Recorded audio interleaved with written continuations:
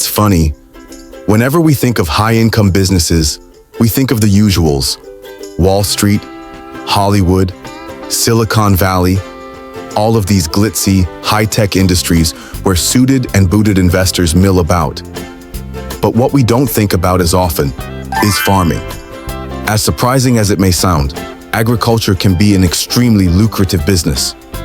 But what sort of plants do you need to grow to be successful in an industry that contributed $136 million to the US economy last year?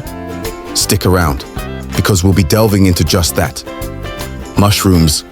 I bet you weren't expecting mushrooms to be so important to this list, but pound for pound, it is one of the most lucrative and rewarding crops a person can grow, outpunching some of the larger crops with ease. Thanks to spatial efficiency, mushrooms can be grown indoors and do not take up a particularly high amount of space. Some varieties can sell for as high as $20 per pound. They also have a fairly quick harvest period, usually grown within 5 or so weeks, meaning you can enjoy a consistent stream of fungi-funded income. There are a couple of drawbacks. First, mushrooms need to be sold ASAP due to their relatively short shelf life after being picked. They're also incredibly difficult to transport, being extremely fragile and easily bruised. They require very precise conditions for storage. If raw mushrooms are stored without their ideal temperature and moisture levels, they will quickly begin to rot. Despite these difficulties, they remain a great crop, especially if you can sell locally. Alternatively, drying the mushrooms out extends their shelf life dramatically. Of course, dried mushrooms sell for substantially less than fresh ones, but at least it means you can always make some money off each and every mushroom. Ginseng. While mushrooms enjoy a fairly quick turnaround, ginseng sits at the opposite end of the spectrum, taking roughly 6 whole years to mature enough for harvest. This is a massive time commitment and can put people off immediately. But if you have the patience and means to stick with it, ginseng can be absurdly profitable. Farmers can earn as much as $200,000 per acre over a 6-year period, taking into account the sale of seeds, rootlets, and fully matured roots. At large scales, ginseng growing is not for amateurs and requires a lot of work and dedication, along with specially designed shade material to provide the right conditions. However, small-scale ginseng growth can actually be done simply and cheaply by planting the roots beneath forest cover. Ginseng grown this way is called simulated wild ginseng, an increasingly popular variant due to the rarity of true wild crops.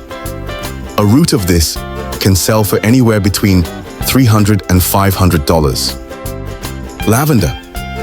The great thing about lavender is its amazing versatility.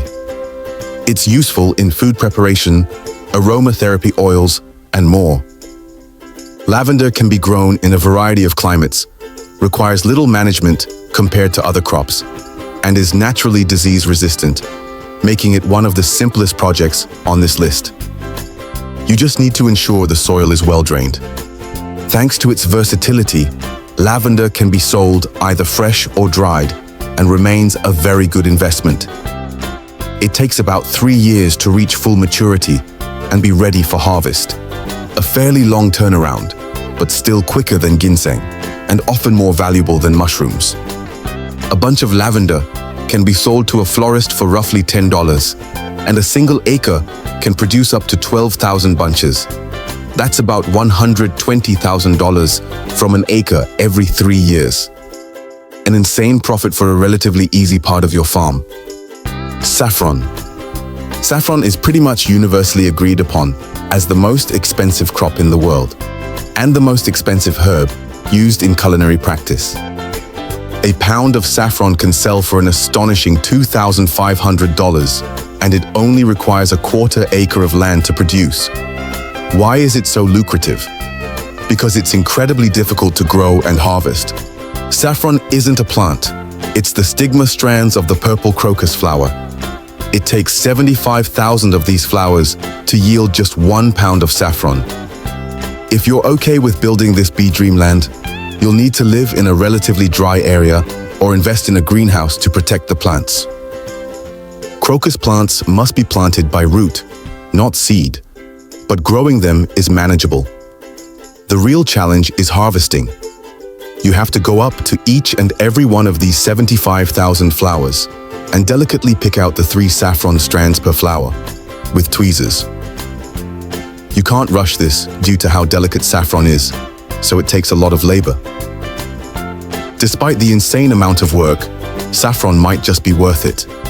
Plus, as crocus plants grow, they begin to divide, meaning you can expand your farm for free or sell extra plants for a quick buck. Goji berries. Goji berries offer more of a passive income. Like most berries, you don't need to replant them every year, and you can rely on consistent harvests.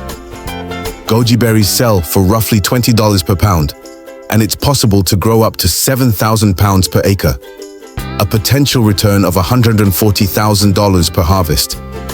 Their value comes from their superfood status.